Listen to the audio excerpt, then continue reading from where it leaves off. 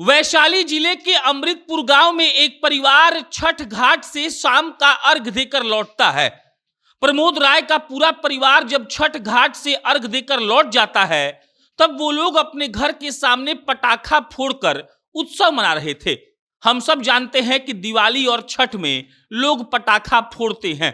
अब यह अलग बात है कि सुप्रीम कोर्ट ने इस पर बैन लगा दिया है, लेकिन ऐसा कोई बिहारी परिवार नहीं होगा जिन्होंने छठ और दिवाली में पटाखा नहीं फोड़ा हो।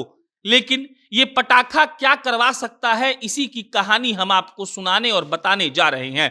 पटाखा के चलते कैसे 3 लोगों को गोली मार दी गई और विवाद इतना बढ़ गया कि जो पड़ोसी था उसको पटाखे की आवाज से दिक्कत हो रही थी।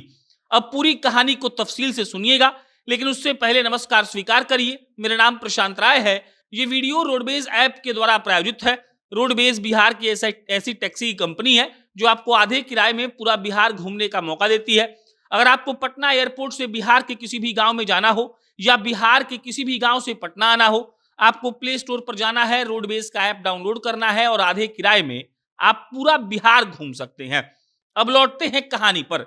वैशाली जिला का अमृतपुर गांव में प्रमोद राय का पूरा परिवार रहता है और प्रमोद राय का पूरा परिवार छठ घाट जाता है। जिस दिन शाम को अर्घ था, उसी दिन शाम को अर्घ देकर पूरा परिवार अपने घर लौटता है और घर पर आने के बाद सब लोग उत्सव में आकर पटाखे फोड़ रहे थे। अब जब वो पटाखे फोड़ रहे थे तो बगल वाला पड़ोसी आकर उनको मना करता है और कहता है कि आप लोग पटाखे मत फोड़िए। प्रमोद राय का परिवार ये बात नहीं मानता है। वो कहते हैं कि हम तो पटाखे फोड़ेंगे ही और आप हमको बिल्कुल रोकिए मत। उसके बाद बात इतनी बढ़ जाती है कि पड़ोसी आकर प्रमोद राय के परिवार वालों से झगड़ा करता है। गाली गलौज तक बात पहुंच जाती है और गाली गलौज के बाद भी जब प्रमोद राय का परिवार पटाखे फोड़ना नहीं छोड़ता है, तब बात बढ़ जाती है और मारा मारी तक बात पहुंचती है। उसके बाद अमृतपुर गांव का वो पड़ोसी जो प्रमोद राय के घर के बगल का रहने वाला था, वो आता है और प्रमोद राय के परिवार के 3 लोगों को गोली मार देता है। गोली मारता है, 3 लोग घायल होते हैं। उनको आनन फानन में हाजीपुर के सदर अस्पताल में भर्ती करवाया जाता है। स्थिति इतनी नाजुक थी कि उनको हाजीपुर के सदर अस्पताल से पीएमसीएच रेफर किया गया।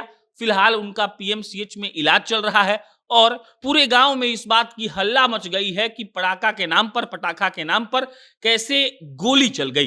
पुलिस वालों तक जब बात पहुंची तब पुलिस वाले इसके जांच में लगे हुए हैं। वो कह रहे हैं कि हम तफ्तीश कर रहे हैं, जैसे ही जो लोगों ने गोली चलाया है वो मिलेंगे, हम उनको अरेस्ट कर लेंगे और जिन लोगों ने हमला किया था वो हमला करने के बाद से ही फरार हो गए थे। मिला जुलाकर बिहार में ऐसी घटनाएं कॉमन हो चुकी हैं। कभी मुर्गा के लिए गोपालगंज में लड़ाई हो जाता है, कभी मछली के मूड़ी के लिए होता है, कभी ऐसा ही कुछ होता है, कभी बकरी के लिए बम चल जाता है और अब पटाखा के लिए 3 लोगों को गोली मार दी गई है। गाली गलौज भी हुआ था और एक ही परिवार के 3 लोगों को गोली मारी गई है और वो लोग एकदम नाजुक स्थिति में हैं और अस्पताल में उनका इलाज चल रहा है। अब बिहार पुलिस पर यह निर्भर करता है कि कैसे वो लोगों को पकड़ते हैं, उन पर क्या कार्रवाई होती है, क्या वाकई में जिन लोगों ने गोली चलाई है उनको सजा दी जाएगी और जिन लोगों का परिवार पीड़ित है उनके साथ न्याय होगा। आपका इस पे क्या विचार है, कमेंट बॉक्स में बताइएगा। मेरा नाम प्रशांत है। बहुत बहुत धन्यवाद।